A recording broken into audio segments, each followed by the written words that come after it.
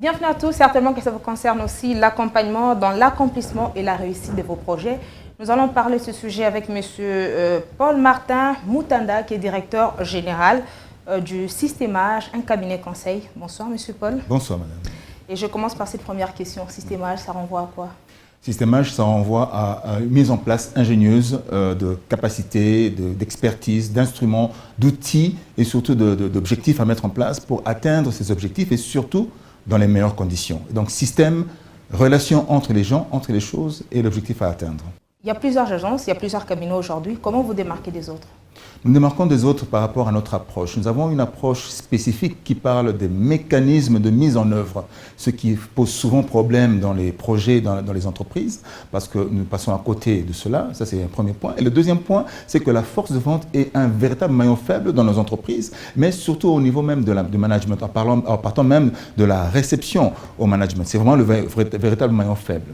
Mais un point clé pour nous, c'est le profilage. C'est quoi le profilage? Enfin, nous détectons les meilleures façons possibles de fonctionnement individuel où nous emmenons l'individu à identifier son intelligence, c'est-à-dire là où il réussit à tous les coups.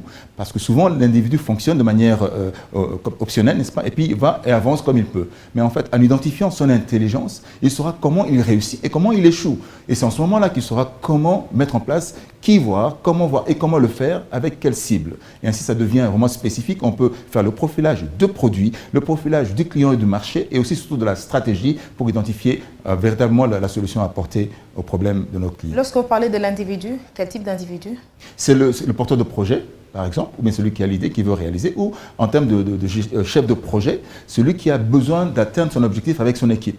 Ce qui fait qu'on parle même de profilage avec l'équipe et on peut démarrer tout de suite sur l'aspect team building, l'aspect key account management, qui sont des stratégies spécifiques pour atteindre les objectifs au niveau de l'entreprise et des projets. Qu'est-ce que votre cabinet apporte au-delà du coaching actuellement? Au-delà du coaching actuellement, notre cabinet apporte réellement une forme de pouvoir d'achat au travers du changement de mentalité, c'est-à-dire quand nous avons un langage adapté à l'environnement dans lequel nous voulons atteindre nos objectifs, nous adaptons ce langage pour facilement les avoir. Comment?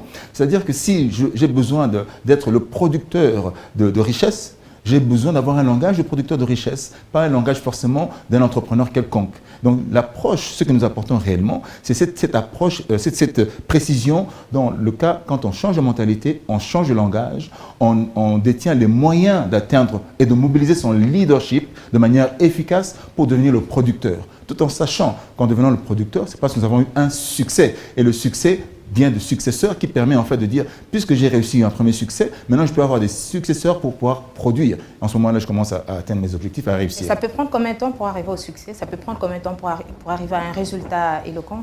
Ça dépend. Vous savez, le changement peut se faire en 1 heure. Hein. Ça peut être une forme de déclic, de déclenchement. Mais quand on accompagne en général, on a des fois 3 jours ou 2 jours plein avec notre client, ou selon la difficulté et l'ampleur, évidemment, de nos clients, parce que vous savez que la gestion des changements part de l'individu d'abord, il y a aussi le groupe dans lequel il fonctionne, ou la communauté, n'est-ce pas?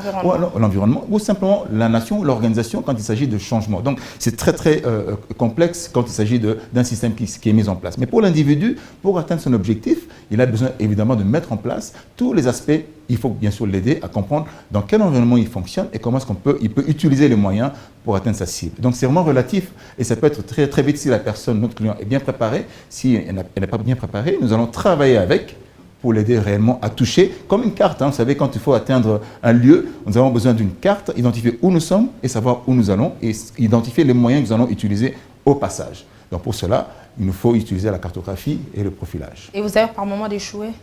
Oui, bien sûr, nous arrive d'échouer. Nous arrive d'échouer souvent. La faute, évidemment, c'est notre faute souvent parce qu'il faut le remettre. Parce que si le client vient à nous, c'est qu'il a déjà ouvert une porte et nous a déjà donné la possibilité de l'aider. Et quand l'échec vient, c'est simplement souvent de notre faute. Pourquoi? Nous n'avons pas pu identifier le maillon faible réellement. Nous pouvons faire une forme de diagnostic et passer à côté. C'est à ce niveau-là le premier point qui est essentiel. Si nous passons à côté, nous passons aussi à côté de l'objectif de nos clients.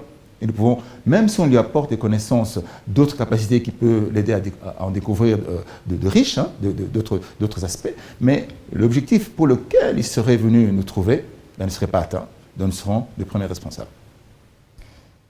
Aujourd'hui, êtes-vous fier de vos résultats si l'on vous demandait de vous auto-évaluer par rapport à tout ce que vous faites comme travail? Non, je ne serai jamais content de mes résultats. De toute façon, on n'y arrive jamais pour ma part. Même si, vous savez, moi je viens des arts martiaux. Hein. J'ai eu même 3 titres mondiaux en arts martiaux. Ça fait depuis 40 ans que j'ai fait les arts martiaux. On n'est jamais content de ce qu'on a atteint parce qu'on n'est jamais arrivé. Donc, aujourd'hui, je ne veux pas dire que je suis content. Je sais que je suis sur une bonne voie. Et d'atteindre ces objectifs-là au fur et à mesure, par la grâce de Dieu, nous allons y arriver. Stratégie professionnelle et personnelle, si vous faites ça votre slogan, ça sous-entend quoi? Ça sous-entend que l'individu est seul responsable pour atteindre son objectif. C'est-à-dire que la stratégie, c'est une forme de décision sur le long terme. Parce qu'une décision n'est pas uniquement immédiate, hein, n'est-ce pas? On doit identifier que toute décision est toujours stratégique.